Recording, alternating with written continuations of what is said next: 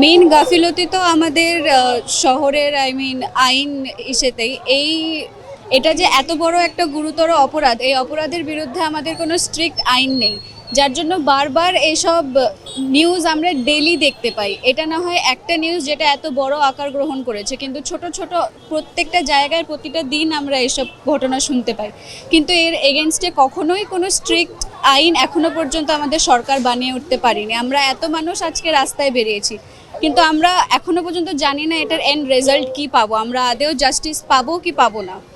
আমাদের এখন এটাই দাবি যে যতটা স্ট্রাগল একটা মেয়েকে ওই মুহূর্তে করতে হয়, যে ধর্ষণকারীকেও যেন এতটাই স্ট্রাগল করা উচিত, তার শাস্তিটাও এতটাই কঠোর হওয়া উচিত যে সে এই কষ্টটা বুঝতে পারুক, সেই মেয়েটা কোন কষ্টের উপর দিয়ে যায়।